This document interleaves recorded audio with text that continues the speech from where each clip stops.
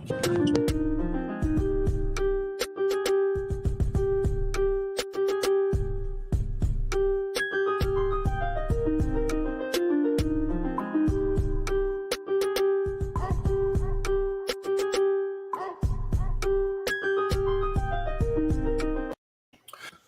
up, guys, man? Welcome back to another episode of Sideline Podcast. I am here with the boys. What's up, fellas?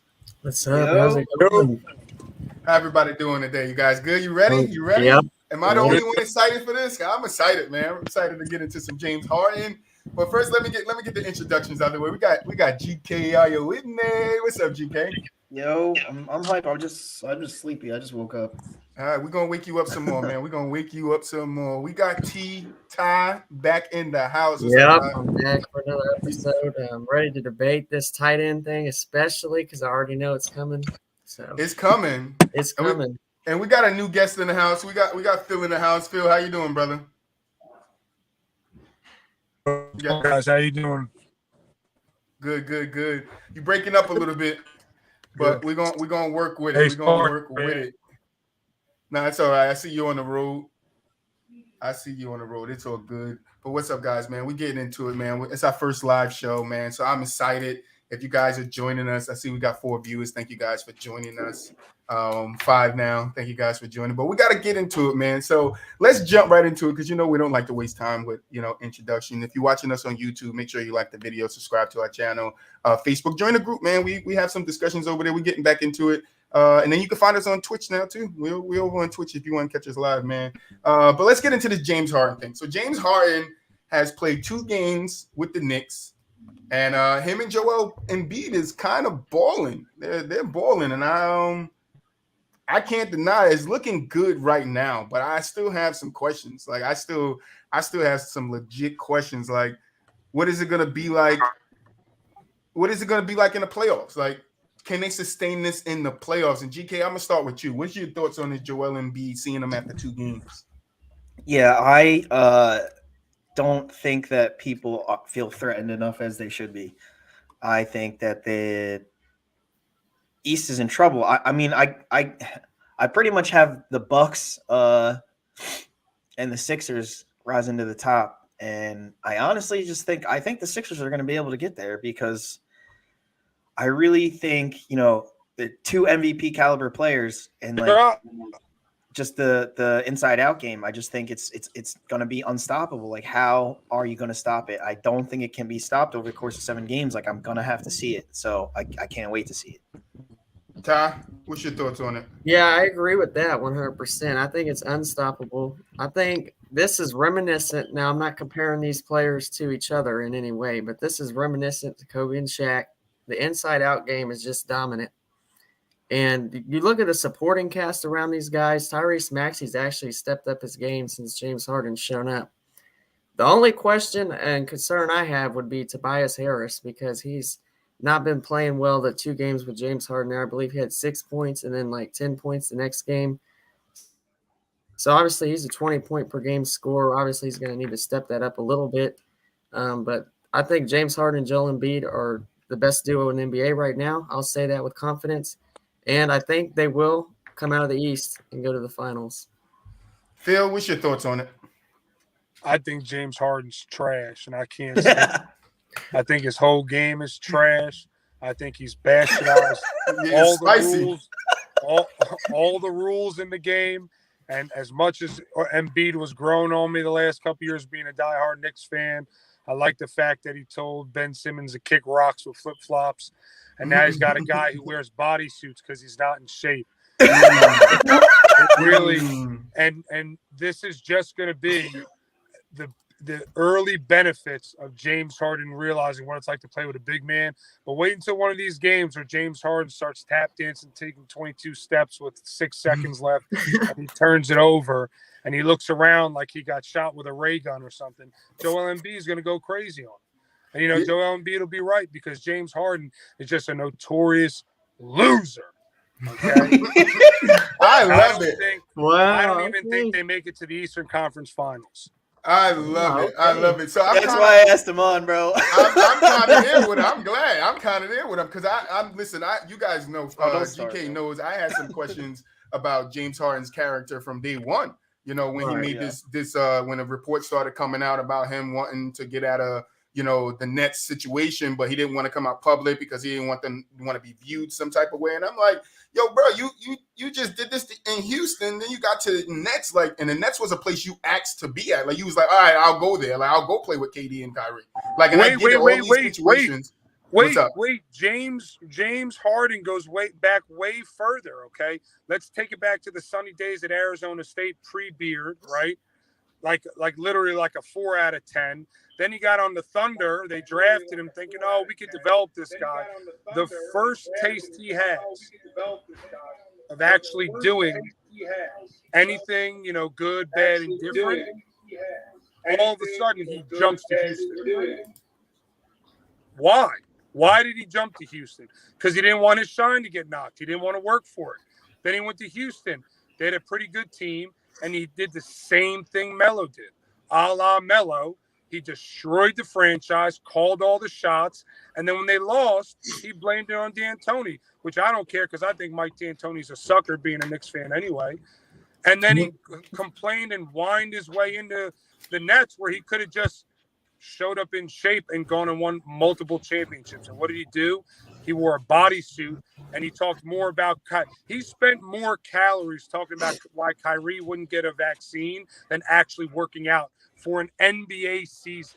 I mean, so that kind of mentality, you're going to get a good couple of weeks from him. His chunky self's been sitting on the bench for 3 weeks. Of course, he's going to have energy the first 3 games. But guess what? By game 7, his field goal percentage will drop down. I mean, he's just a cancer. In every organization he is, he's good to get him wherever that jacked up tap dancing jump shot will get him, but they never get further because at the end of the day, you get a really good defender on him, i.e. Antetokounmpo, i.e. some of these other guys in the East who are long, wiry, rangy. I think the Bulls, in my opinion, will come out of the East because I think to your question about, who's really good, I think DeRozen is the real deal. I think, Sixers should want to get DeRozen. He won't go in the right direction. You're breaking up a little bit. I think it's like one of those. Oh, sorry, but go ahead. Yeah, I think it's a long history of James Harden just not being, and every time he gets challenged. Yeah, so I'm definitely on that same line with you, and we'll get into the DeMar DeRozan talk a little later. But back to where I was alluding to with James Harden. I think it's a real question because I think we took the time out, and a lot of people, not me, a lot of people took the time out to bash Kyrie for leaving LeBron James. When he left Cleveland, and he basically forced himself to have surgery so they would trade him. And James Harden played bad, so he can get traded in 2 situations. So I think we need to just start looking at that and that same similar light to where we look at Kyrie at. If Kyrie is this cancer in the locker room, and I know it's like you guys are, you look at the sabbatical he had last year. I'm kind of on page with you. I don't think players should be doing that. But if it's mental health, it's mental health. I think, you should give him some leeway with that. But that's a different conversation for another day. But I don't know. I don't know. Back to the ritual. I don't know if it works in the playoffs. Like, I'm with Phil. I don't know if it works. I don't know if that 76ers team come up against, Milwaukee, can Embiid and James Harden, and I know the name might not sound, but can they outplay a Drew Holiday, Middleton, and Antetokounmpo? Can they outplay them? And I don't think they can in the 7-game series. I'm gonna kick it back to you, GK. I mean, I feel like Embiid alone, would still be formidable. And then the other thing is, I don't think Doc Rivers and Embiid are gonna allow the bullshit to occur. Like, I think they're like, as soon as they sense any type of, if Harden tries any type of bullshit, they're gonna check him. And I mean, how that's gonna go, I don't know. But you don't think KD had that check talk? Yes, he did. No. Yes, he did. I personally don't. I believe he sat down.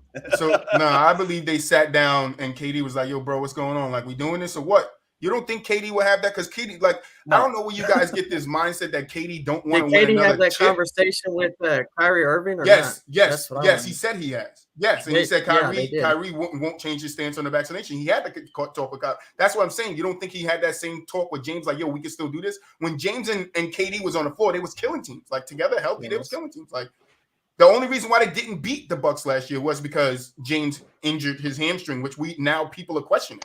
There are people everywhere questioning was James Harden really set in, and that's my problem. Like it's things that go towards he wasn't really set in there, and then it's like, yo, why go to this team where they could have got another third option to fill your place to do something for them? I think he's ready to win. I think he's. Me too. Ready. I think the best option is the Nets. I That's think the he's best more option. locked You got in KD now than he's ever been. Yeah, maybe. I don't know. I think it's more about Embiid than it is about Harden. How so? Embiid's the most dominant player. Well, not I would say most dominant, but I think Phil went to say something. No, I think you're right. Embiid is probably. Can you hear me? I'm sorry. Yeah, we can hear you now. He's the most dominant player. The problem is you're trading for James Harden, who is the worst defensive player pretty much in the history of the league. So the problem is people want to be happy that they beat the Knicks. As a diehard Knicks fan, as a heartbroken Knicks fan, the Knicks scored 116 points against them. Like the Knicks shouldn't score 116 points against a Joel Embiid-led team, where the possessions are reduced. They don't. I mean, there's no way. So I think this early initial James Harden positivity. What happens when they play the Bulls? James Harden really guarded. Starting to break up again. Embiid is done with it. I'm sorry. Yeah. No, it's all good. Go ahead, G. Was a part-time player. Yeah. All right, so I'm gonna go ahead. I'm gonna go ahead. Yeah, go ahead. I was gonna say the 76ers were a 3 seed without James Harden. Say what you want about James Harden's character, about his weight, about injuries, about anything. I think he's the most locked in he's ever been in quite a long time. At least since he was with the Houston Rockets and when they had Chris Paul. And you add that with Joel Embiid, and like I said, they have other guys. People like to underrate Tyrese Maxey the way he's played this year as a second-year or rookie or a second-year player. Matisse Thybulle is a great defensive player, I think. Yeah. Tobias Harris, he's a good player, but he has questions right now because he hasn't been able to score with James Harden.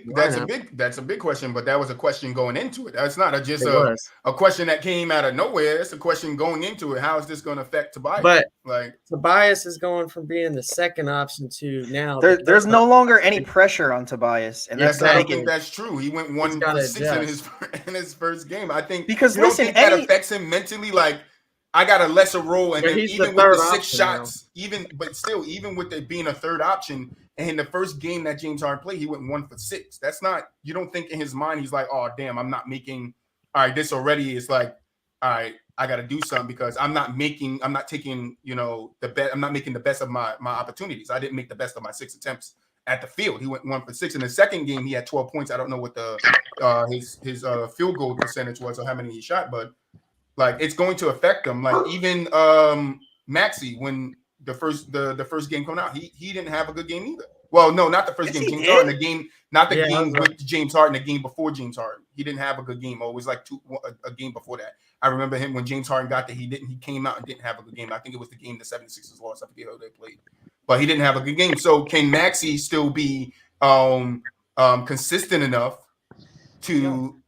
Yeah, he is young, and that's a question, though. You can't just use that as an excuse. You're talking about their championship team. Being young affects players in the league. Why are we saying, like, besides the Grizzlies, when young teams go to the playoffs, we don't ever say, oh, this young team is going to go far. And some still don't think the Grizzlies are going to go far. That was kind of said about the Suns last year. I mean, everybody kind of thought the Lakers were going to beat them in the first round.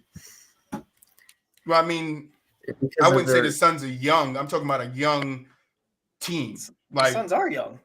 Yeah, they were young. I don't think they're that young.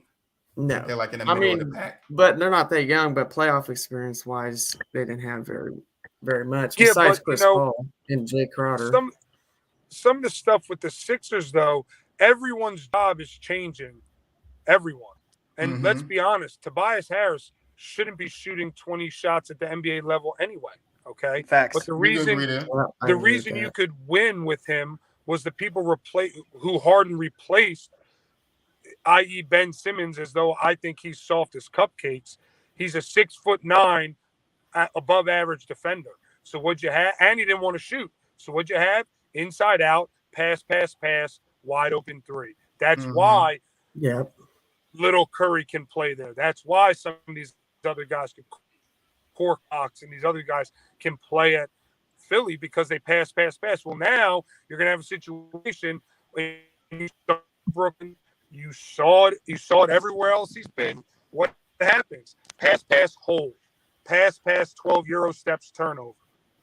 I don't understand where we get off thinking that, no, James Harden is just, he is what he is. You're saying he's more locked in. You might be correct. But Philly had 16 assists, though. Like, yeah, he's averaging. That's what James Harden normally does, though. Okay, I'm with you. Against the Knicks. Yeah, that's what I'm saying. The Nets came out and beat the Bucks. Yeah, you know, and the thing is that, and the thing is that, you know, what about them? Like, it's one of those fatal flaws with sports bettors. Also, a lot of times people want to bet on one person or two people, but who are they playing? And when you look at James Harden here, he's playing the Knicks. Who was guarding him? Probably an undersized guard. It wasn't RJ Barrett the whole game. It wasn't, you know, I think it was Burks. The Knicks are working through a lot of players. So at the end of the day, like, okay, I'm with you. James Harden may be locked in, because if he's not locked in and they don't win the championship, and I agree with all of you guys, I thought they were on the way to Eastern Conference Finals with just Embiid, right? Yeah. But if now you bring Harden on and they don't even get to the finals, like, is that a success? No. You gave up younger guys? Yes. You know, you gave up Ben Simmons, which, okay, good, bad, and different. You might have got – I mean, there was talk about them getting Ja Morant for Ben Simmons before the season, right? Is this a better trade than Ja Morant for Ben Simmons? I would say absolutely not. And to touch back on the Kyrie thing, Kyrie's a unique talent. James Harden no longer is. How many guys do we have now? Euro stepping through the league, you know, has he stepped back three? Yeah, like, we got Joel Embiid now doing it. So. Yeah, there's a lot of them. And hey, guess what? They play defense. I'm just saying, I think it's a red herring that he played mediocre defensive teams. And I think when you get closer to the playoffs, and especially in the playoffs, Greg, I agree with your point. 7 games, can you beat a team? I like that point, because I think the playoffs your bench gets a little shorter and stuff like that. But the question's going to be, I think the only way they get there is, to your point, Greg, if he plays well in the playoffs and him and Embiid can get other teams in foul trouble, then you might have something. But outside of that, outside of like a really kind of awkward foul trouble type stuff, I think overall Harden just won't be it. I think. Wait, let me ask you something. So if they just end up losing, like, let's say they end up losing to either the Nets or the Bucks, like in 7 or something like that, then you think the season's a failure, or you just think, whatever, try again next year? Well, failure, you guys are talking about young guys. Philly did a great job developing their young guys this year. Yeah. They did an amazing job. And guess what? Now, per 36 minutes for those young guys are going to a dude who wears a bodysuit. You know, so what I'm saying is, when you get to the playoffs, like, if we just went around the table here and we asked, like, all right, quick reaction, are the Sixers beating the Bulls? I think it'll be a tough game. I think it's a tough matchup. That's the way DeMar, we can't ignore the way DeMar and Levine is playing together, because that was a question too I wanted to get to. Are we saying, all right, James Harden and Embiid is going to win the championship? Yo, what about the camaraderie aspect of DeRozen and Levine actually getting some time together under their belt? What is their role looking like? I mean, I like them on offense, but how are they going? How are they going to guard? Hold on, stop. Alex Caruso. I love Alex Caruso. He will lock down Harden, and then once you lock down Harden and he doesn't make it a one-man defense, you can get up on Embiid. So then go to the next team. What about the Bucks? The Bucks have the size to compete with the Sixers. They can play with Harden. Okay, that's another one. One that is kind of for me that I'm like on the outside looking in. I still believe in the Nets. I think the Nets could beat the Sixers because they you just have to can't get it guard together. Durant. No one can guard Durant. I stopped arguing against that train years ago when I think True. LeBron could guard Durant. No one can guard Durant. It's true. Antetokounmpo His couldn't game guard is just Durant. so effortless. I mean, it's This is my unbelievable. only problem with the Nets is you bring up all that stuff about James Harden. What about all that stuff about Kyrie Irving?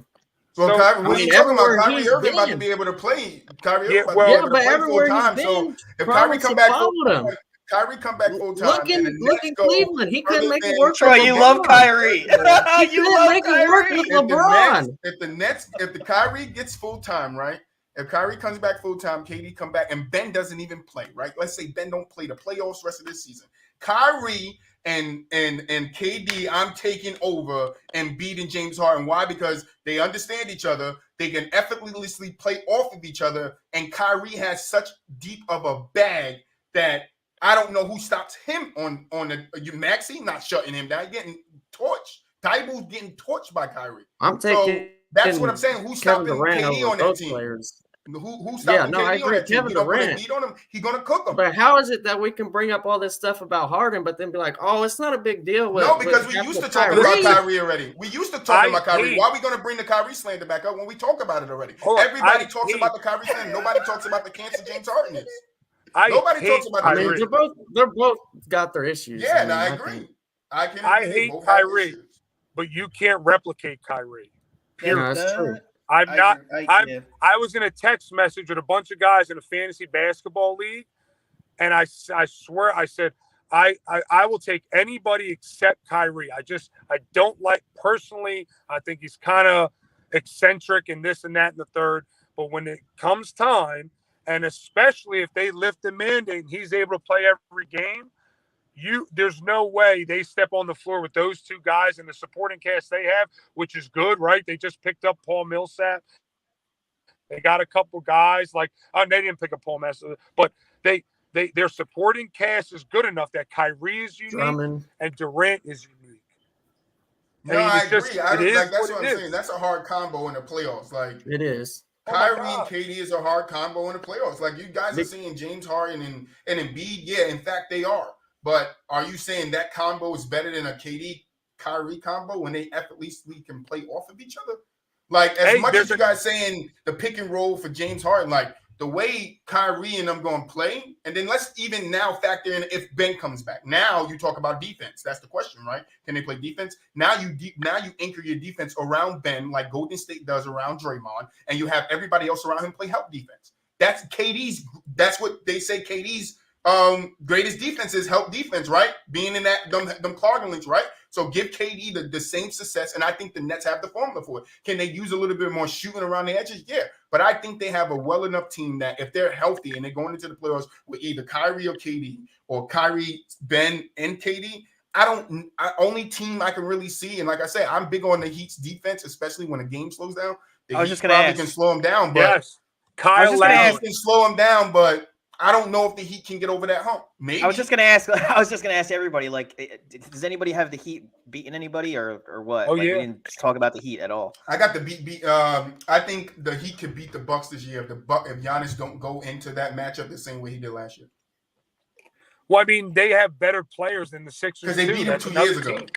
They beat them 2 years ago, so we can't just supporting cast around Kyle Lowry, Jimmy Butler, and Tyler Hero. Victor Oladipo's coming back too, so that gives them a little bit more scoring.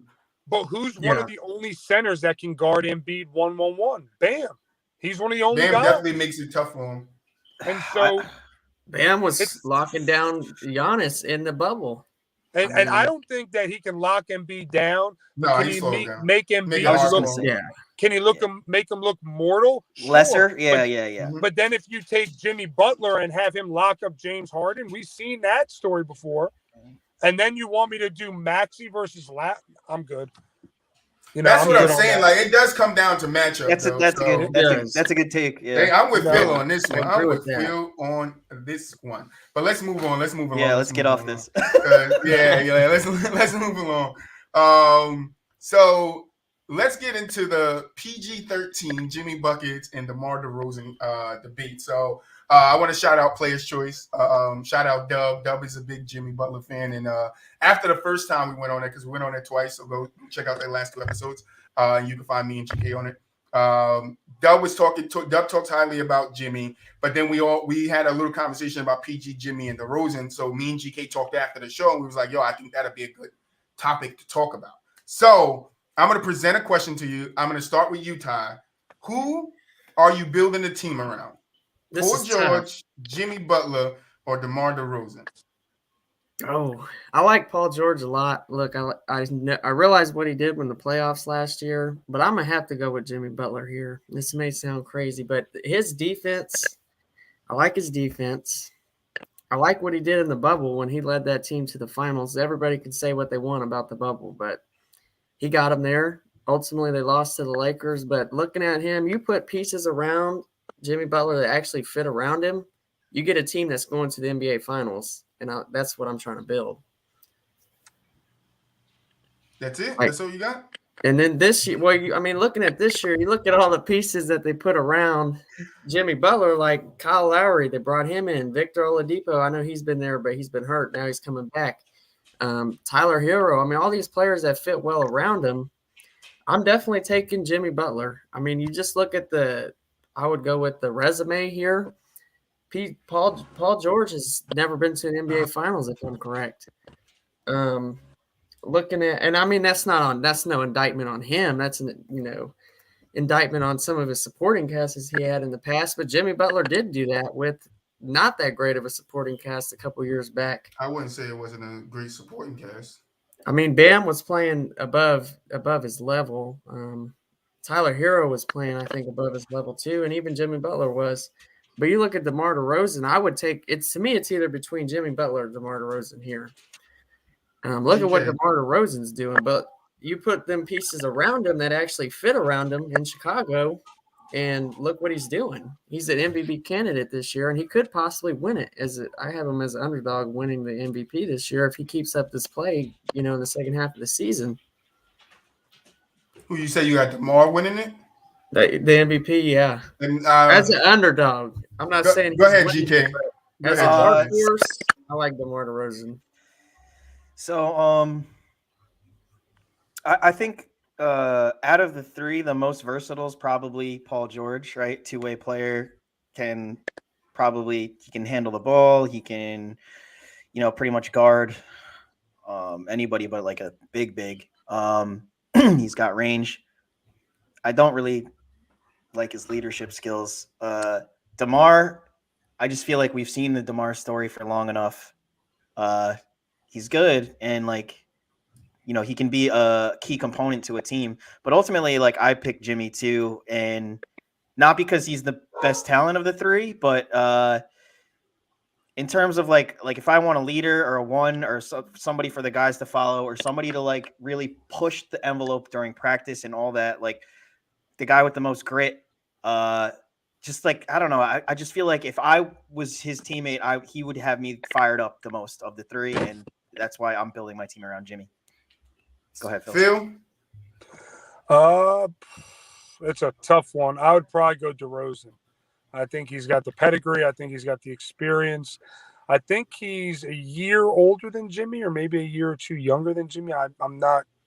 You have to fact check me on those numbers, but they're right around the same age. 32, and Jimmy is probably 30. 32. Yes. Oh, they're both 32. So the same age, and I just think that if I'm building a team, and in today's NBA, if you can give me a guy who's an offensive Swiss Army knife and good on defense, I'm going to take that guy over someone who's I think DeMar DeRozan on offense is a 10 and maybe a 6 on defense.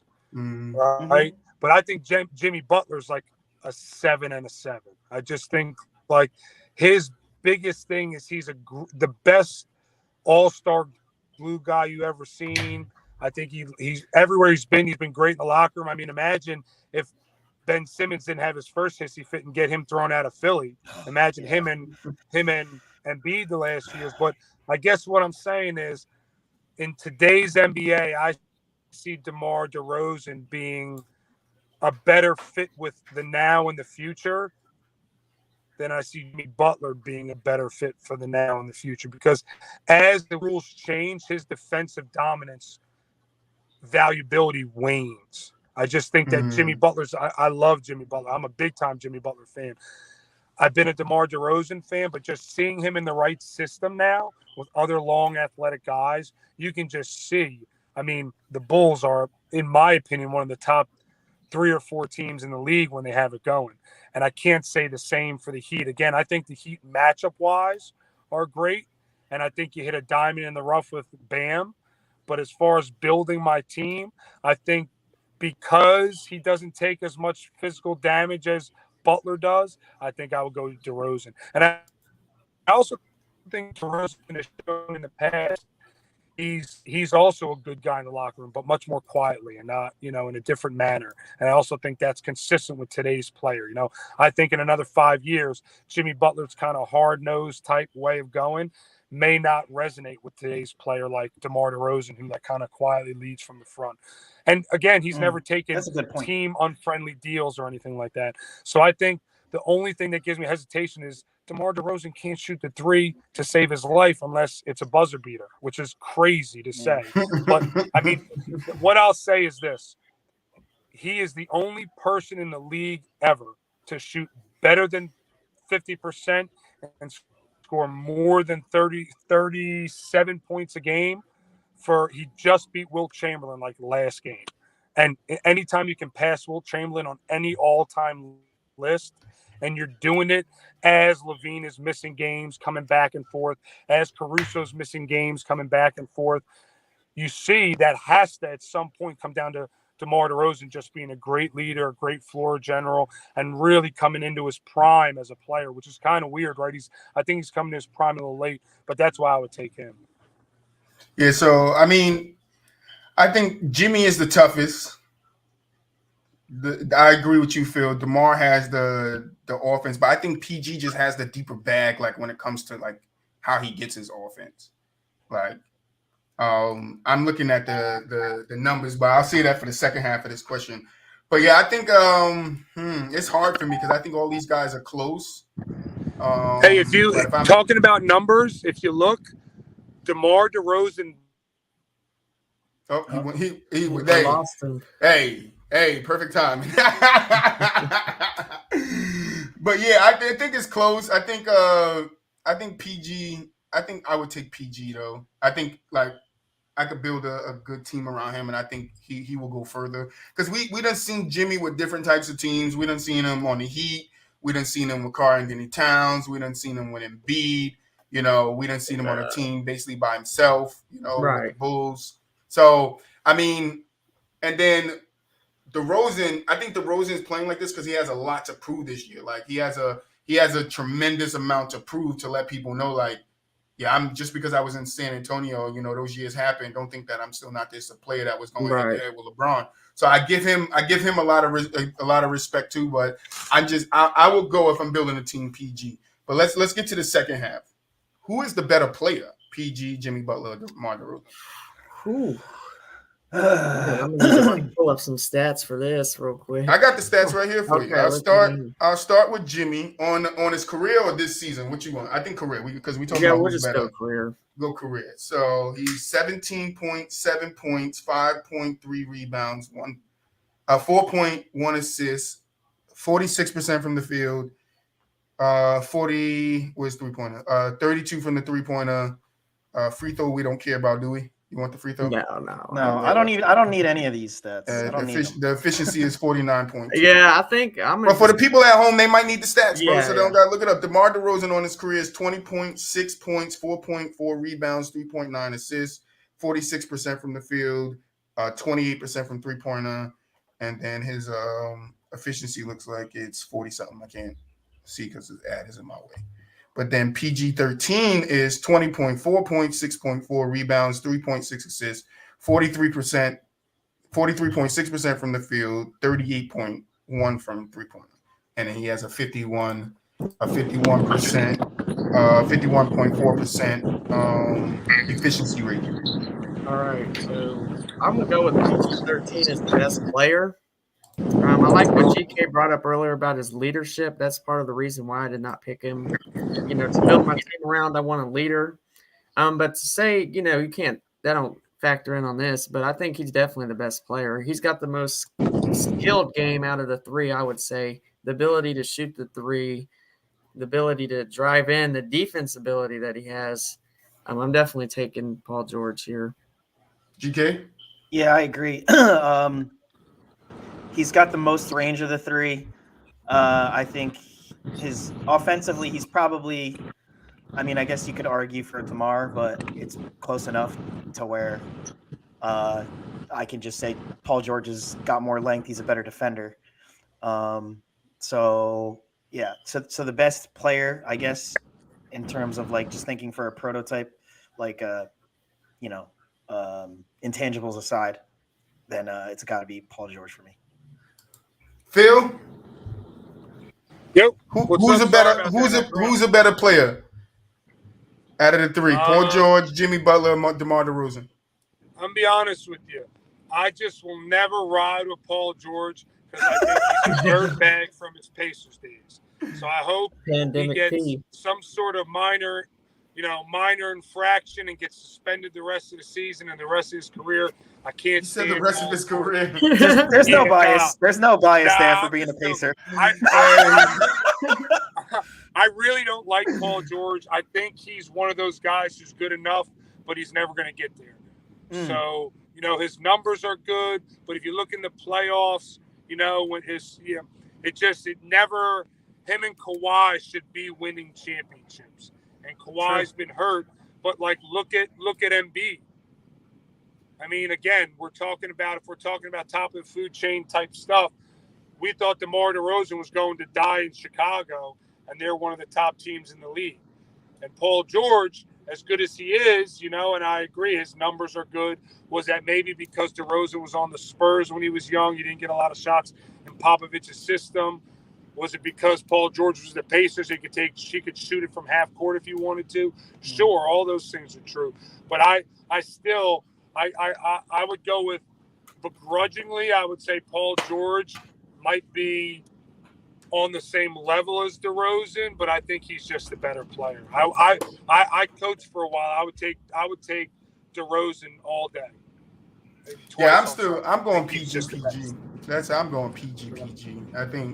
I think PG just edges them a little bit. I don't know. It is close though. I think it's close. But if you take out the bias from Phil, I think it's closer. I think it's closer than people might think it's. You're allowed to be biased, so it's fine. Good. I admit he's really good, but it's like he's 6-time All NBA. But 7-time All Star. Yeah, but why was he 6-time All NBA? Right? Because he was balling. Where did he make the All NBA? Did he make All NBA in the East when he was playing against LeBron every night? When he was playing against Wade every night? That's a tough matchup, though. Do you know what I mean? Where was he All NBA?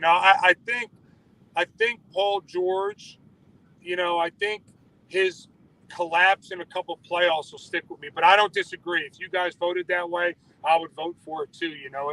I wouldn't say I hate him that much that I would go against the vote of everybody else. You know what I mean? Yeah. I just don't. I like DeRozan. Personally, I like his game more, but I could see why you would pick PG. I just think it's a little closer. I don't know if he was discrediting his Pacers days, but PG was balling. Don't forget that playoffs where LeBron walked up to him and had to give him that because he was balling out on that dude. And LeBron ain't an easy matchup, bro. When you look at, besides Jimmy's the only one that really could say he got to a place where he played LeBron at the highest level, which is the finals. But PG and DeMar DeRozan was getting bounced every year by this guy. So yeah, that's what I'm saying. And I think that plays a factor into how these guys are looked at too. These guys can, DeMar DeRozan especially, because you can never get over LeBron. You can never get over the hump. The last year you guys played, you guys were a better team. You got smashed 4-0. I think it's a lot of things that go into winning a championship. And I don't think people realize how hard it is. And LeBron being one of those things. Not now, because I think we're seeing that trickle effect. Like even though LeBron is still at the game's peak, like he can still play at that high level. I don't think the teams around him that's going to be built around him are going to succeed. I think that's what we're seeing with him. But anybody got anything else about Jimmy, DeMar, PG before we move on? Well, I wanted to say about like the Bulls. I kind of feel like they're pretenders, to be honest. Why? Because of experience? Well, like, who's in their front court? Lonzo's hurt, ain't he? Yeah, I mean Lonzo will be back before the playoffs. But like, I'm saying, yeah, that's their backcourt. I'm saying who's who's their you big? got They got Vucevic. yeah, Vucevic. And then who? And then who? You got one? Hold on, Like, hold there's on. no hold on, depth? Hold There's on, no depth. hold on. Let me go look up this But roster. I gotta look too. What happens when They just Vuce gets signed into Tristan foul Thompson. trouble? Tristan Thompson will add some depth. Yeah, Tristan Thompson would definitely I guess add that some does depth to help it. defensively, but So answer your questions, GK. yeah, we Patrick can get off Williams. it. I'm not. I don't. We can get off it. I don't. Whatever. I just think I so won't hold be on. surprised How if the they Bulls pretend lose in the this? first round. Like, well, actually, they're the. I wouldn't seed. be surprised. I had said that earlier too. I'm not surprised. I wouldn't be surprised if the Bulls win in the first round or go to the Eastern Conference Finals. I think the East is that wide open this year that all of these teams aren't that far apart. I don't think it's going to be that easy for the Bucks this year. Even though it wasn't easy for them last year, I don't think it's going to be easy for them this year. I think it's going to be a little harder because each time for a champion, right? And that's why I hold three-peats to a higher standard is because everybody that three-peats will tell you, winning one title is hard enough. Trying to win that second is even harder. And going for that third is damn near impossible. But if you get it done, that's like one of the highest things you can achieve to me. When you're talking about getting titles, to do it at a clip of 3 in a row. Like who was it? It was I forget who somebody said like I had a chance to go for 3, but missed it. I know it was Stephen, but it was somebody else. But I forgot what I was fucking saying. I got sidetracked. Sorry. We can get off it. Dude. Yeah, I got sidetracked. But yeah, I definitely want to look at the roster though to see who was on the team. But yeah, I think Tristan Thompson add something to that team. Me too. I think a lot. Don't think Vooch is a joke because he was out there carrying the Magic. Vooch is fine, but that he was out there carrying the Magic. They are deep at guard and stuff. Like I like Kobe White and stuff, but like when Vooch gets in foul trouble, and then you got to put in Tristan Thompson, and then you can go ahead and play small ball. Like I don't know. I think it's trouble. Who can run with the Bulls? Who can literally match up with the athleticism of the Bulls? That's true. It's a very short list. Nobody. Mm-hmm. So in a league that's trending towards offense, in a league that desperately needs good numbers in the playoffs, for a league that would love to have one of their marquee cities invigorated, you think there's not going to be a big push behind the baby Bulls, right? Remember the baby Bulls with Tyson Chandler and Eddie Curry? Well, now I always thought Caruso was the best free agent that was on the market this past year. He's good. And the Bulls are so big, they're so good that he comes off the bench. So the thing is, remember the Pistons teams, when they won the championship, they were 7 deep. Now, during the year, that hurt them. They weren't great. But during the playoffs, when you shorten the rotation, no one could beat them. Well, so I was going to compare the Heat more towards those Pistons. The Heat, the Heat remind me more of them. But see, if you remember, the Pistons didn't have a big man. They had Bill Lambier, the dirtiest power forward you ever seen in your life. Yeah, Bill was dirty. So like I look at it like that. So let's say you take Vucevic out, Tristan Thompson is a dirty player and he's 6'9". I mean, to me it looks like, and they can all shoot, they can all rebound, they can all pass, they can all dribble, like you were talking about before, GK, with all their qualities. I just think they're the most amorphous team. Like, they have so many parts that are really good that are replaceable. If anybody hits them at the wrong time, they could sweep people because they can just flat out score. And Lonzo literally doesn't care if he ever scores. That kid, even though he fixed his jump shot, he doesn't care. And imagine a guy like that playing at such a high level. He's got to be top 4 or 5 at the point guard spot in defense, right? And then you got Caruso, who can come out and lock down pretty much any shooting guard in the league. I mean, the Chicago Bulls, I feel like, are way more legitimate than some other teams that'll be in the playoffs. But I agree. I think they're all, I think they're going to be a good team. It's going to be a question of can it translate to the playoffs. And if it doesn't, we might look at them like PG's Pacers teams, right? Like after the fact, if they can't do it in the playoffs, maybe we have a different feeling. And I don't think they're pretenders, because if you look at the teams they beat a lot of really good teams on the road. I mean, they played well. Yeah, especially when they played Boston is when I realized they could be a good team, because they came back down. I think it was like 30, and it was crazy. I watched that game. Because I was going to bring up Boston could match up well against them. They Boston came back can. from 30. When it was like 20, maybe 30 something, but when they came back, it was the lackluster defense that let them back in the game. Boston, with the defense they're playing now, matches up well against the Bulls. And if they play each other, that's a 7-game series. Well, because the Boston center's been playing really well. No, I mean, besides last game of us losing to the Pacers, I think we played. Yeah, the Pacers last night I watched. And then I watched, what was the second game I watched? I don't know. I kind of fell asleep in the middle of it. But I be watching these games. I got to check which game it was. I don't remember. Was it the Lakers? No, it wasn't the Lakers. I wasn't watching that game. I was not watching that game. But it was a tough game. It wasn't the Grizzlies. Whatever. Let's move on. Yeah. So for Phil, and I don't know, Ty, if you ever did one of these, but I do this little things in between segments, and it's called Cut One Player. I'm going to give you 4 names, and you just simply tell me the player that you would cut from these 4 names. All right. So the names are Luka, Trey, Ja, and Damian Lillard. Trey. Well, obviously, it's Joe biased, but yeah, it's Trey for me. Trey? I didn't need Trey. We're all Knicks fans, Troy. Oh man, I didn't think we was gonna be biased on that one. I think it was a good lineup. This is what happens. You get 3 Knicks fans on. He said, Trey Young is Reggie Miller with more hair and less skill. Get him out of here, all right? He can't really dribble the ball. Okay, the only thing you do is throw it to Capella, and Capella, after 14 knee surgeries, can't jump any longer. I mean, they're getting crushed. Cut Trey Young. He never should have been somebody. The fact that he shrugged in MSG just makes me sad on the inside for a long time. He said makes me sad on the inside. I like the bias. But we'll be back in 30 seconds. Today's episode is sponsored by PointsBet, the fastest growing online bookmaker in America. A fully traditional sports book that offers customers more markets and rewards like no other sports book. Head over to PointsBet.com and sign up today to enter the promo code FTS250 to receive 2 risk-free bets. Yes, I said 2 risk-free bets up to $2,000. SportsBet is available only in New Jersey, New York, Illinois, and Iowa.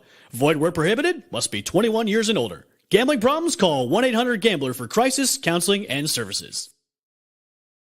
And we're back. All right. Go check out that sponsor, man. 2 free bets. 2 risk-free bets, $2,000, man. Thank you. Shout out to PointsBet. So now we're moving on to the football side of things. That's why it works out perfectly. So GK is a Jets fan. I am a Giants fan. So we wanted to have the debate.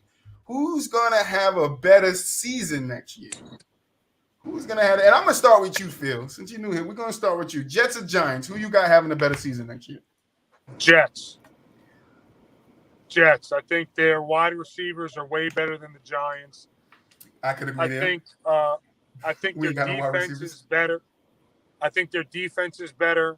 And I think you saw coming down the year, their quarterback started playing much better. And I think he's like a Mac Jones, but with a little bit more moxie. And I think he's a little bit more athletic than Mac. Oh, there's Jones. One of GK's word, moxie. Yeah, so I think that they're going to be better, but would I be surprised if they both got near 8 wins? Probably not. I think the Jets could get closer to 9 or 10. Ty? Yeah, I agree with that. I think the Jets are going to be the better team. And looking at it, one of my points is they started the most rookies by any team last year. And we don't have the number 1 pick. We're, still 4th. So the rookies were able to learn. Obviously, as we coming down the year, we started playing better towards the end. You look at the receivers, Young, Elijah Moore, Corey Davis is a huge question mark. I think Braxton Berrios, I think, needs to be resigned. There's still questions there, but looking at the team we got now, I would go ahead and say the Jets would definitely be the better team. GK. No, you can go ahead and defend yourself first, and then No, I got it set up. Go ahead, GK. It's Okay. on you. So I'll just go ahead and use my best arguing point, which I use in general for all of football, and that's the offensive line. The Jets' offensive line play was really coming to form as the season was going along. And not only that, we lost Mekhi Becton, so getting him back and inserting him in is going to really help because he was a first-round draft pick, like high first-round draft pick, right? So really, and then we picked up LDT from the Chiefs, who Ty's familiar with, right? Yes, LDT. I was so happy about that. Yeah, and then Connor McGovern was playing very good at center. Then last year we had a rookie, Elijah Vera Tucker, playing left guard. He was playing amazing. And then we had picked up Morgan Moses from the Redskins playing right tackle, and he's a monster.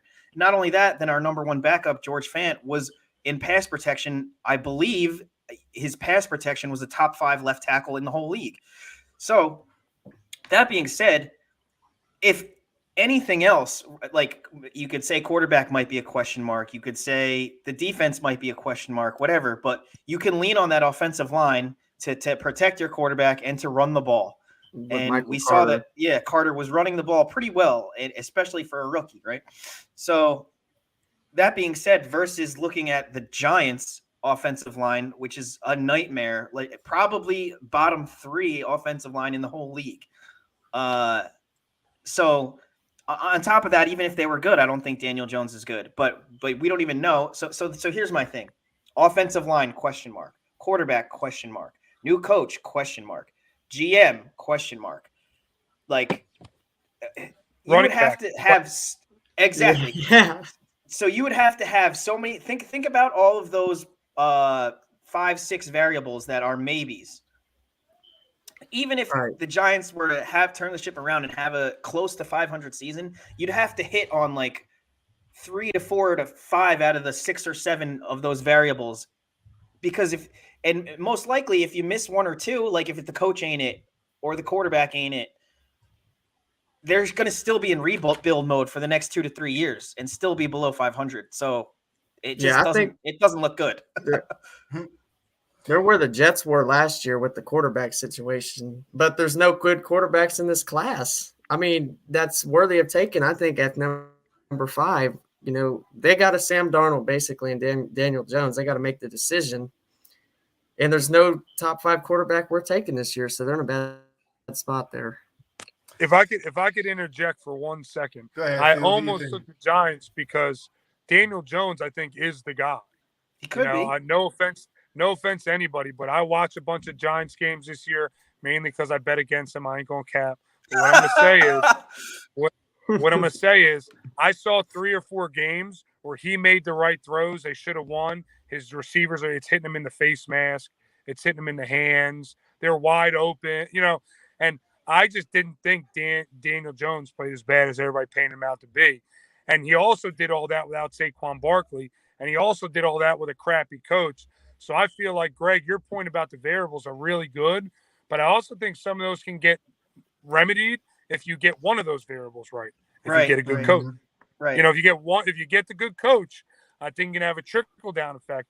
And just from seeing Daniel Jones's his games last year, I don't really think he was a problem. I feel like they probably should have won 3 of those games that they lost because he's hitting people in the hands, hitting people in the face mask, wide open, going across the middle, 4th and 3, and he hits him 20 yards down the field. And people are like, why did they go for it on 4th down with Daniel Jones? He hit the guy right between the numbers. Like, that guy's a professional. Ingram had a couple egregious drops. So I just don't think – I think you're right. I think the quarterback is extremely important in the NFL. I think Daniel Jones is a really good quarterback. I just don't think the coach or the line or the running back lended itself to that. And despite all that, I thought he played well. I thought he was good enough to win 6-7 games last year. So this year I feel like even if they just catch the ball a little bit more, they could be above 500 even this year. but I think the Jets could be 9 or 10 wins.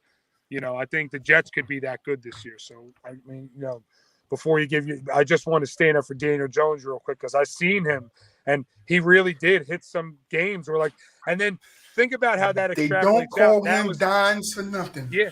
Now his completion percentage is less because these guys are dropping the ball. Now he has less yards because they're dropping the ball. And I think during the season I saw a stat where he had one of the he was in the top 5 where he people had drops in the end zone that he threw. So now his touchdown numbers are less because these guys were cheeks. So it's once they are playing better and they don't got to be great. If they just make the regular plays he put him in position to make, why wouldn't Daniel Jones have 40 touchdown passes next year? Right. I just want to Daniel Jones has got a tall hill to climb right now. Agreed. I just 100%. want to add something in on this. Everybody was saying those same things, similar to those same things about Sam Darnold last year. A lot of Jets fans thought we shouldn't draft a quarterback. We should roll with Sam Darnold and give him an actual roster and see what he can do with it. We traded him. Look what he did in Carolina with a pretty decent team. I mean, I'm not saying Daniel Jones. I think he is a good quarterback too. But there is some of the same things being said about both these guys. Yeah, that's a good point. Go ahead, Troy. Yeah, so I'm kind of going to agree with the consensus here. I think the Jets will be better next year. You can't do that. I think the Giants, I told you I had it set up. I think the Giants, like Phil was alluding to, we have problems that can be remedied if we fix one of them. But I think the most important problem that we need to remedy is our offensive line. And I think I don't know if I would put the offensive line, I think it's 1A, 1B. It's offensive line and wide receivers because we don't have wide receivers. We just don't have good wide receivers. So we need to go out and find a way to get a true number 1 wide receiver to give somebody for Danny Dimes to throw the ball to. Because look, in his rookie year, did he not have 2 5 throwing touchdown games, bro? You can't say the guy. And I had this conversation with shout out Jordan with one of my boys, and he was like, Danny Dimes could never be a top 10 quarterback in the next 5 years. I'm like, you're crazy. You're crazy. You put the pieces around this guy that you need, and he's like a game manager that can do a little bit more than what a game manager does. He's like a 2.0 to Ryan Tannehill, in my opinion. Alex Smith. Right. He can move. He can go on the run, and I think we might open up that offense a little bit more for him to run. But we just got to stay healthy on top of that. I think we have too many questions. I do see the Giants probably getting 5, maybe 6, maybe 7 wins, but I do see the Jets around that 8, 9 win echelon. I think Jason Garrett hurt Daniel Jones' development a lot, but coaches the can turnover, do that. yeah, the turnover. The Giants are still paying 3 coaches that they fired already, or something like that. So yeah, the coaching turnover, the carousel of playbooks, all that. But what I was going to say is the Jets have 9 draft picks this year within the first 160 picks, right? So that's crazy because we fleeced the freaking Seahawks for the Jamal Adams deal, right? Yeah, so that on top of what Ty said, being the youngest team in the NFL, and then on top of that, we still have $60 million in cap space or whatever, I think, or it's very high. So, but do you think people are going to want to play for the Jets, big name people? I do. Like who? Give me some names. I just think they're seeing what's going on with the youth, the coach, and with a promising young quarterback. I wouldn't be surprised if we could get a big wide receiver or a big name tight end or wide receiver. I wouldn't be surprised. I'm not saying you guys can't, but I don't know, because what we didn't touch on is that anybody that watches the Jets from afar know that you guys get good players and you trade them away, or dumb players somehow got a problem with the front. What I'm thinking is right now we have so many assets right now between draft picks, youth, and money. We can overpay and still be okay. We can overpay in either a trade or a signing to get someone and still be fine, and because we have so much capital. And another thing I want to say about the Giants too, I saw just popped up on ESPN, that should the Giants trade Saquon? I've been saying this for 2 months now, GK. That is one of the ways we can help our damn team out. Get rid of Saquon, get his money off the books, spread that money out for offensive line and maybe a wide receiver, Good do idea. something, because Saquon, and I get it, Saquon talked about last year how he's coming back in a more healthier mode. He's going to do some damage. Got injured again. Like, nah, bro, I don't trust you anymore. This is what, 3 straight seasons of you injured? Didn't you come into the league injured? Didn't you come in injured? Yeah, like, I think it's rookies. But remember, the coaching is killing Saquon. I mean, again, those same Giants games I watched last year, I'm nobody. I'm Joe Schmo on the couch watching the game. And I'm like, oh, here comes the screen. And the defense is killing him in the back. I mean, the thing with the Giants, that the same reason I thought Danny Dimes was actually good is why I think Saquon Barkley could be great. I think the coaching was atrocious. That's why when they fired everybody, held on to Judge. It's like, what are you doing? Yeah. What are you doing? Like, Judge was a bad pickup. Yeah, Judge. I'm just saying it's like if you just had like Elvin Ingram, their tight end is the best example. They don't know what the hell they're doing.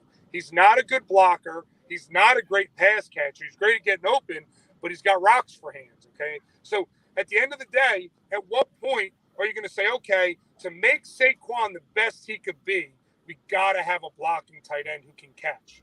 We're not doing that as the Giants fans, right? They're just, Ingram, and we're going to split him out.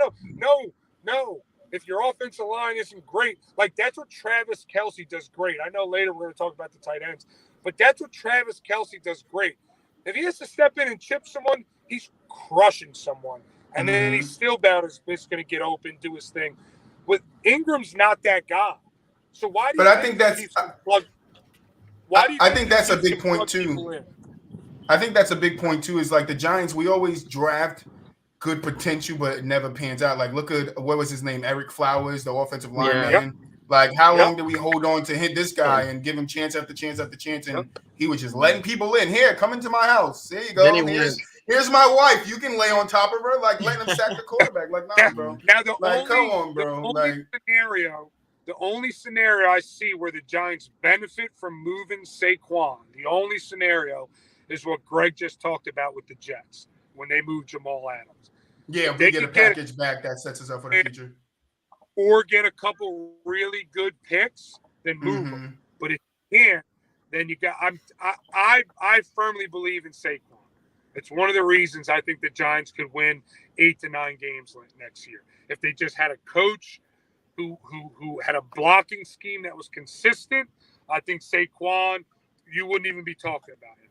You know, but I do think it's a bad look for him to go out every year and promise to be better and healthier. And they get injured. You know, imagine if he's like Christian McCaffrey light now. Yeah. And then get injured some more. It's like Christian McCaffrey light. Yeah, I know I shocked you, GK, with my Jets pick, but no, I'm not. I told you, I'm not biased. Like, one of our slogans is "Don't be biased." Man, we don't use it much, but that's one of our. I'm a little bit biased. I am too. But dude, I broke that law twice. We have. You're right. We have too many problems. I can't be biased to that. But let's get into what you guys been waiting for. You've been waiting for this top 10 tight ends from this year, and I'm ready to get into it. So let's get into it. One thing I was going to add real quick about the Saquon Barkley is I don't think you should trade him right now because his value is so low. Right. I mean, that could be true, but if he keep getting injured, how we going to trade him? How we going to trade him then? True. We can't trade him then. Then it's a loss. Get rid of him. Do what Phil said. Try to get some picks for him, some good picks that you can move, and that's it. I don't know what to tell you. All right. So GK, you ready? Yeah, let's do this, man. All right, Phil, Ty knows how this works. So Phil, what we like to do is we like to collectively, you three, GK, Ty, and yourself, are going to discuss who is the top 10 tight ends from this past year, and I'm going to just plug them in. So GK, you can start it off because you know how it works. Yeah, and I was going to say too, don't be like too concerned with the numbers originally because we can always flip-flop them around. I like to just see if we can get the 10 names up and then reorganize them if we got it.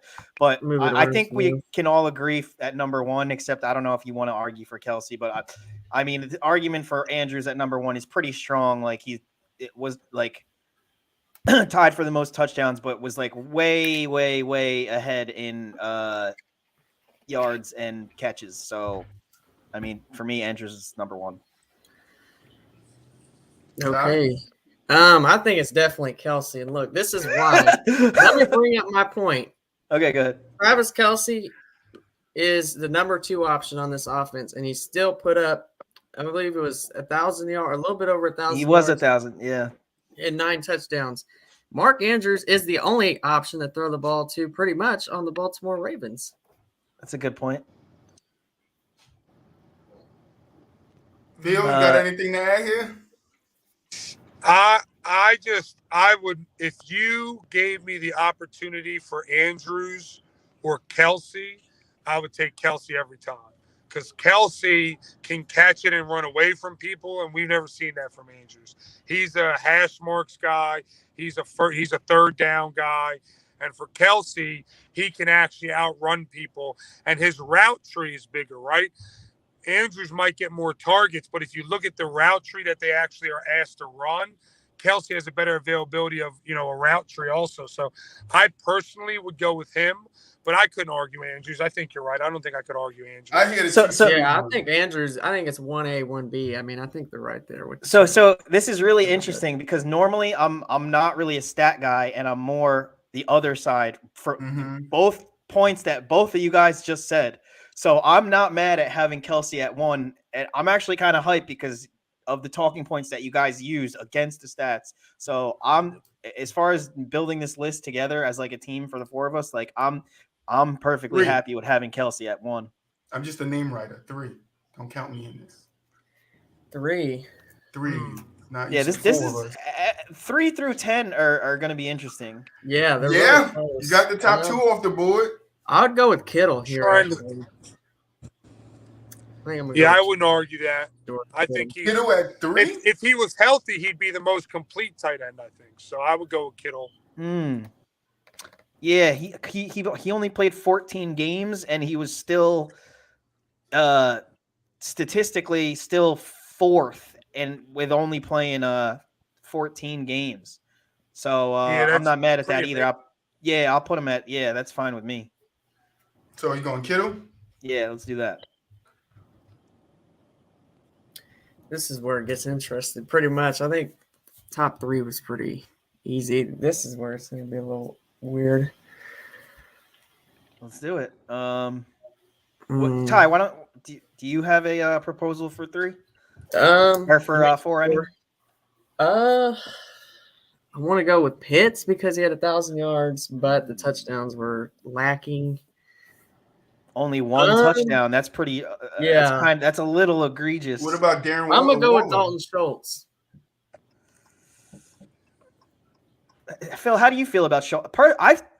I'm not sold on Schultz. Like, he had a great productive year, but I'm not sold on him. The reason Ezekiel Elliott will never be Ezekiel Elliott of old is because they are grabbing on to guys like Schultz, who are pure pass catchers. That's how I feel about him. So I think, is he top 10? I probably have him a little lower down, but I'm not going to argue. I think he's on the list. But I think he's like the new age Antonio Gates, about 20 pounds lighter. That's what I think.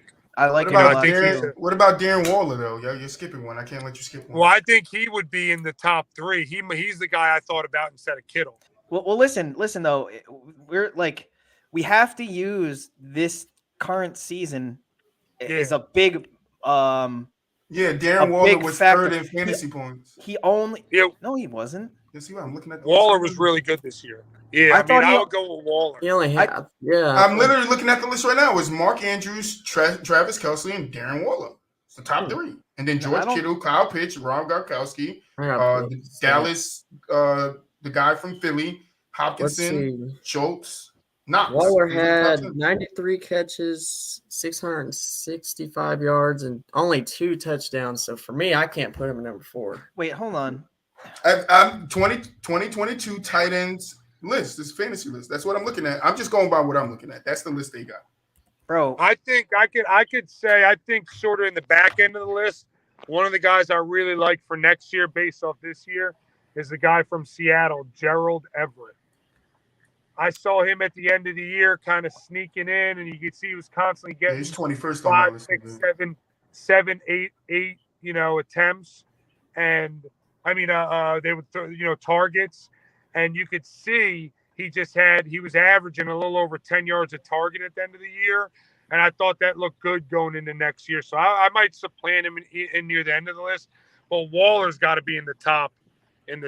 Hold on. And think about everything that happened with Waller, with John Gruden and everything. I mean, if they didn't have all those hiccups in their year, Waller could have had, 20% more upside, So I think he's definitely up there. Well, you got a different list, GK? Waller only played freezing 11 up on me games. once Like, I don't know what you guys are looking at. Like, Listen, I literally told you I'm only looking at the fantasy ranking. I said, yeah, I'm looking at the fantasy numbers right here. He only had 133 fantasy points. That's 2022 tight ends rankings. That's what it says right here. Bro, I'm looking at this right now, and it says Darren I will Waller read you all of the stats. Look. We don't need the stats. Just who's number 4, G? 93 targets, 55 catches, 665 yards, 2 touchdowns. He only played 11 games. The fact that he was only I was just throwing his name out there. The fact that he was only available for 11 out of 17 games is not good. Like we have to use. It's not like overall tight end spectrum. It's like we're basing everything off of this past season. Okay, so he didn't have a good season. So he didn't have a top 10 season. When he was on the field, was he extremely dominant? Okay, yes? Yes. So then for me, if I'm making a team next year and you're asking me, I can rationalize he was injured for a couple games and he missed them. I get it. It's not ideal, but there's no history of that. But if you're asking me, top 10 tight ends where I feel like they're dominant at their position, he's got to be in the top 5 for me, regardless of how many games he played last year. Based on when he was on the field, the teams he was playing, I mean, they're playing good competition. AFC West, I think he's top 5. All right, I got a new list, GK. He's 5th on this list. What? All right, going into the year, maybe, but not finishing the year. I just want to say I did a top 10 list and I wrote it out, and this Darren Waller is not on the list because so who's number 4? Based off last year's stats. Now, overall, I agree with Phil. I do think that Darren Waller is top 5. Well, because if that's the case, then we could use TJ Hawkinson too, and exactly. But he only played 12 games. Either. Like, I think availability is extremely important, and that was a really good point though. What you said about like what team is Hawkinson on? The Lions. What team is Hawkinson on? Lions. So that's a good point too. But what I was going to say, I think you did make a good point of Waller not having an injury history, and is he, if he's on the field, then I would want him definitely as one of my first 5 guys if I'm picking a tight end for my team. Yeah, of course. So I don't have a problem putting him at 5. I would have him even higher than that probably, but I don't really want to put him higher than 5 because he was only available for like 2/3 of the season. So right. We putting his name up for now, but I need so to go number 4. I got an interesting proposal. Dallas Goedert. Is that the guy from? Everybody went quiet. Really? Eagles. He's the Eagles tight end. The Eagles. Yeah, there you go. I got into a debate with this guy on Instagram. He was bigging up how good the Eagles were, and this Dallas Goedert dude and the wide receivers they got. He was telling me names, and I was like, I never heard of these dudes. And he was like Goddard. Better. Tell me a better duo, and I'm like, listen, dude. But go ahead, Tom. Yeah, I like Goddard a lot. I would put Goddard at 4. If you look at I know stats are one thing, and we got to take into account some other things, but Dallas Goedert had 830 yards. 4 touchdowns, and we know Jalen Hurts struggled at times this year to throw the ball. So, I don't have a problem with Goddard being on the list. I just don't know if he goes at number 4. I mean, you guys mentioned Kyle Pitts earlier. I would rather have Pitts at 4 than Goddard if we're choosing between the two. Right? Yeah, well, Pitts didn't have 1,000 yards. Hey, along those current, what we're talking about based off last year, why isn't Gesicki number 4 then? I think Gesicki That's could be on the fair. list for sure. You know, I mean, like to me, if we're just talking about last year, he had over 100 catches. Am I correct? No. Yeah. He was close. 73. No, actually. 73 catches. Yeah. 73, 780, and only 2 touchdowns. For Gesicki? Yes. Yeah, I mean, I thought he was one of the cogs that made Miami's offense run. I mean, he was really good. He played most of the games. I think he might have missed 1 or 2 with injury or what have you. But I thought he was pretty good, you know. I also thought what's that guy, the tight end for the Bengals? Uzama. Uzoma? Was that his name? Yeah. I thought he was outstanding. I thought he was outstanding. I don't know if he has the numbers to back it up, but when I was looking over the tight ends, I just remember looking like, damn, I remember him just making big catches, being open, you know. So based off this year, maybe anecdotally, I want to put him in the top 10, but I don't think his numbers should put him there. So let's reel it back in. That's your new thing now? I personally think for 4, it's got to be Pitts because he's the only one left, I think, over 1,000 receiving yards. Yep, I agree. He's got to be, Pitts at 4.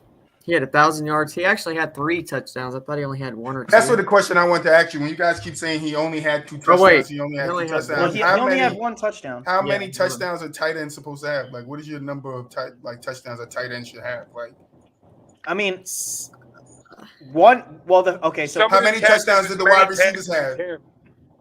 How many touchdowns did the team score? It's Pitts. It's see, the thing is, to answer that question, the way I look at it is like, that's hard to say what's like really good or what's like a good benchmark. But what's bad is the fact that he only had 1. But the fact that he had over 1,000 yards and only 3 tight ends had over 1,000 yards this year, and he's one of them. So for me, that's got to be top 5. But what I'm saying, so he gets 1 touchdown. How many touchdowns did the team score overall? Who has the majority of them touchdowns? That's a good I think that point. matters too, because if it's wide receivers, then that's who the quarterback's throwing to, the wide receivers. He might not be a red zone. Right, and that's why I brought up that Kelsey, with the Kelsey thing being that we have Tyreek Hill, and so obviously he's a number 1 option. Travis Kelsey, Mark Andrews, and George Kittle, I think, are the 3 top most used tight ends in the league. Yep, I agree. Kyle Pitts might be up there, Dan Waller before he got injured, but I think those top 3 are the top 3 tight ends in the league. So it's like, how many touchdowns are you looking for a tight end to have? Like, let's see, Pitts had 110 targets, 68 catches, 1 touchdown, obviously, but he had 1,000 yards, so I think he's got to be number 4. Yeah, I don't have a problem. Phil, do you have a problem with him being at 4? I don't know if you're. I mean, and you bring up a good point, Troy, because the Atlanta Falcons, they didn't score very much last year, unless it was only 20 passing touchdowns, anyways. Right. And he's I mean, for my that's money, what I'm saying. Only 20 passes. He gets 1 and 19 goes to his wide receiver. How many did the running back get? Cordell Patterson probably got like a lot of them. 6 of those. That's what I'm saying. How many throwing touchdowns does the quarterback have? I mean, does the running back have? I think that factors in too, but I'm just saying this is y'all list, not mine. No, that's a good point. All right, so Darren Waller, number 5. Who's at number 6? We didn't bring up Zach Ertz yet either. He had a good year. Well, Dallas Goedert should be on there before Ertz. Yeah, I agree. I could agree with that. He was good enough that they skipped Ertz. But do we put wait, do we have hold on, let me look at the list again. Wait, we got to put Schultz ahead of Goddard though, no? Yeah, agree. I don't know if you put him because see, I think Goddard can block better. And I think once they hit their stride and they started running the ball, you saw Goddard's numbers kind of even out. But I felt like overall he had a bigger impact than Schultz did. And you also got to remember he went into last year with Ertz in front of him. Yep. So that kind of, until they traded Ertz, there was a feeling that you didn't know who was really like the starting tight end or whatever, And Ertz has struggled. I mean, Hurts has struggled to throw the ball at points this year. Correct. Right. So you want to put Goddard 6, Schultz 7, or vice versa? I would go Goddard before Schultz. Okay, Yeah, so I agree okay, with that's that. fair. That's fair. So we could put Goddard 6, Schultz 7. The Cowboys fans are going to come for us, but that's fine. Yeah, they'll be Bring him like, on. yeah, Here's the deal. They got to do better. Draft a guy who's a partly two-way player. That's you it. can block. Dallas, Yeah, Travis Kelce is what Schultz would cut his right arm off to be. And unless he makes drastic changes, he might be able to run like Kelce in terms of pass catching. But in terms of He can't overall block. value, he'll never block the same way. They'll never hand him the ball, right? He's not an after-the-catch kind of guy. He's a guy who could get open in good matchups. Travis Kelce's a whole different animal. mm-hmm. He's a whole different beast. All right, number 8. We almost out of here. All right, number 8. Oh man, I need to look at this list. I think we can go Ertz. Or what about the guy you said before, Gesicki? He's got to be. Yeah, I solid think he somewhere. might be the guy. You know, So you want to go Gesicki? I mean, Yeah. you have to check the stats, but I think Gesicki's numbers went up a couple years ago drastically, and then you can see he still is productive. Like they now know he's coming. He's basically a tall wide receiver, like a Joe Jaravicious playing tight end. And that's one thing. But if he's we're gonna, still doing his thing, so I don't see why. So You so couldn't he have was. but he's not a blocker. He's We're gonna not. bring up blocking. Gesicki cannot block at all. They literally have to bring in a different tight end when they want to have a tight end that can block. So here's the thing. At least- not only is he not good at blocking, he's kind of bad. Like his blocking ratings are bad. But we can't take away from the fact his offensive production. He was 5th in the Yes. league in catches, 73 Exactly. catches, 780 yards, 2 touchdowns. So like he was a good target to have, especially with Tua didn't play every game, and then Tua's been on and off. So like Then Brissett was in. I don't have a problem. I mean, I put him at let's 8. look at it this way. Yeah, who? Well, let's figure out who the other 2 guys are, and then maybe we can flip flop them if we have to. I like that I idea. would say Gronk. Even though Gronk only played 12 games, he had 800 yards and he had more touchdowns than Gesicki. Every time we get to a new number, you say a different name. Like, what about Zach Ertz? That was another name you guys said. You just moving on from him? Well, Yeah, hold on. Before you move on, look at Gesicki, right? He's got Tua throwing him the ball. yeah, right? that's true. And he still Yeah. had all those catches. And you look at Gronk, he's got Tom Brady got throwing him the He's ball got the with goat. the best line in the history since, Jesus walked the earth. So Yeah, it's like one of those things where if you look at the supporting cast, Gesicki maybe didn't block. Like you said, they might have to bring in special guys to block for him. But what routes can Gesicki run? I bet you his Any. route tree is bigger than other tight ends. Yeah. Yeah, so You know, here's I the thing bet for you- me. With your argument about Gronk, I think that's a really good argument if you're trying to lobby for somebody else to be ahead of Gronk. But I don't think it's the best argument to discredit Gronk because what's he supposed to do? Like I don't have a problem if we leave him off or if he's fringe or if he ends up being. But let's try to figure out if there's anybody else that's deserving. Like, what about like Dawson Knox had 9 touchdowns? Yeah. Dawson Knox had 9 touchdowns. Only 4 tight ends had 9 touchdowns, right? The only thing against him is he only had 49 catches. Yeah. And a Is lot there of that anyone else? has to do with Stephon Diggs, obviously, and Gabriel Davis. But I think we leave Gesicki at 8 for sure. We got to get these last 2. Yeah, we got 9, 10. Come on, guys. You want to give you some names? I like Rob Everett. Gronkowski. I like Everett from Seattle. What about TJ? TJ Hawkinson. Hawkinson. Well, you said Yeah. no, he was And injured, then- right? But then there's also the rookie Dawson from Knox. Pittsburgh. Phil, how come you didn't mention friggin' Pat. Fryermuth? Yeah. because Pat. as you know, I will be much more vocal in my bias towards the ones I don't like Go ahead. Yeah. compared to the ones that I like. I I can respect that. Fryermuth, like 7 TDs. I like Fryermuth, but at the end of the day, what do I think? I think he was Ben's pet project, to be quite frank with you. You know, I mean, Greg, you know personally, but you got the rest of the audience here. I'm a diehard to the Graveyard Steelers fan. Ben should have retired 5 years ago. Thanks for screwing up our organization and wasting the peak of everybody we had. And I think he screwed it up again this year, and Freiermuth was the guy who benefited. That's what I think. So do I think he can catch the ball? Sure. But do I think Ben was also missing wide open receivers because he was shook? Sure. You know, I just don't – I'd have to see another year from him. I think he's Gesicki, but a year away. I think if he can do the same thing or similar next year, you add him. Like I said, I keep beating the war drums for this guy, Gerald Everett, out in Seattle. I just thought he came on at the end of last year. And again, it depends if Russell Wilson stays.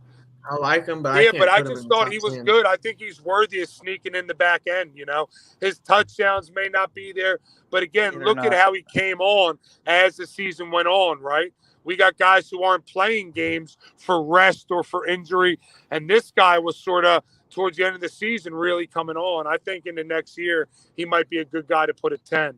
You know, we also didn't talk about Knox should go at 9. So I don't have a problem with Knox at 9. That's fine. But we also didn't talk about put Knox at 9. We also didn't talk about Tyler Higbee either. So now he's a guy who has a history of being hurt, doesn't he? Hasn't he finished the last 2 of the last 3 years on IR? So that's going to be the knock on him. If you want to use that, I'm totally fine with that. And honestly, for our last spot in there, I'm gonna lobby for Freiermuth, to be honest, because in terms of pass blocking, he was like the number 1 tight end in pass blocking, and he's got 7 touchdowns. So I feel like that's a strong enough argument. This is my thoughts. If we're gonna put Dawson Knox on this list at number 9, Hunter Henry has to also be on this list. You're right. He has the same amount of touchdowns, but more yards, 1 more catch. And he's got Herbert throwing him the ball, correct? No, he did, Mac but Jones. now he's got Mac Jones. He was in New England. Oh yeah. He went to New England. Oh yeah. Well, I mean, that's a good one too. They're tight end centric. That's a big position for them. Let me just look real quick. Hunter Henry. Mediocre blocking, not the best. Yeah, I agree with that. I might go with Freiermuth. You might be right. You know, maybe if he's really good at blocking, he's good at catching, and maybe with an even better QB or a different QB, he can up his catches a little bit more. You might be right about him. You know, but if he's that high, I didn't realize he was that high blocking. I knew he was in the top half. But he's one of the best blocking tight ends. Yeah. And he has 7 touchdowns. I don't see why he wouldn't be there. Yeah. Y'all want to go with Pat? Yeah, Pat Freiermuth. Put him. Yeah. Well, and then let's look at the list. So we got Kelsey, Andrews, Kittle, Pitts, Waller, Goddard, Schultz, Gesicki, Knox, Freiermuth. Did we leave did anybody get snubbed? I would say maybe Ertz. I brought him back up twice. Ertz. But I don't know about Ertz. Like, how is he not good enough to beat out Goddard, but he's going to Arizona and he's going to be the savior? That might be like an offense type thing, you know, because we all know, I mean, the reason Philly moved on from Ertz is because he was always hurt. You know, so we all want to romanticize he went to Arizona, you know. I mean, he played all 17 games. I don't think he's top 10. He played all 17 games. He caught 74 balls, 763 yards, and 5 touchdowns. It's pretty decent. But let's just say hypothetically, sorry, my contact's all fucked up. If we were to put him in, who would be worthy of taking out to put him in? I don't know. I don't know.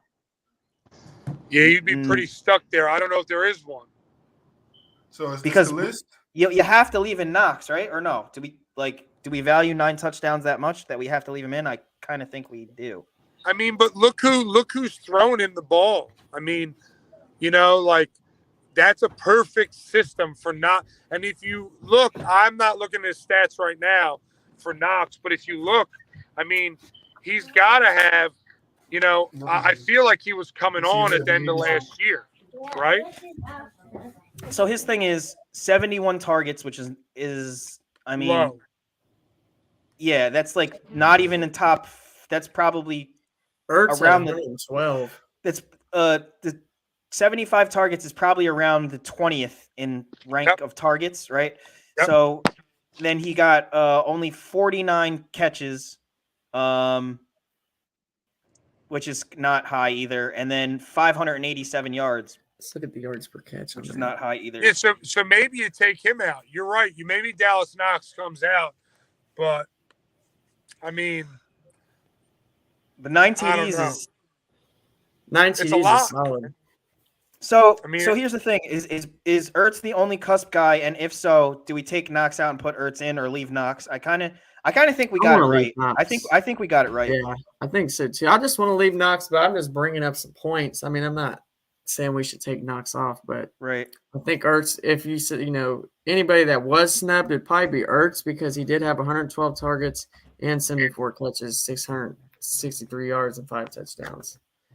yeah, but I mean, think about Buffalo's offense, right? How much they run the ball, how Yeah. many weapons they have to even get the The knocks, running right? down. That's why he's got 9 touchdowns. Whereas with Ertz, he was on the Eagles, who were erratic and sporadic, right?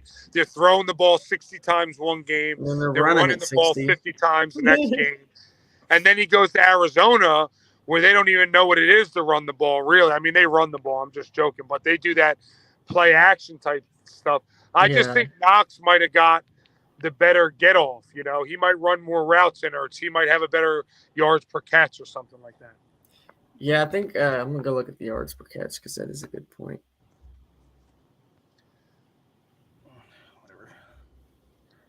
I think we got it This right. the list. This is the Yep, list. I think we're good. Yeah, it's good. I think it's good. I'm over here talking. My mic was muted. My girl and the kids left. All right. So for Spotify, Apple, and Google podcast listeners, here is the list for you guys: Travis Kelce, Mark Andrews, George Kittle, Kyle Pitts, Darren Waller. How you say this guy's last name?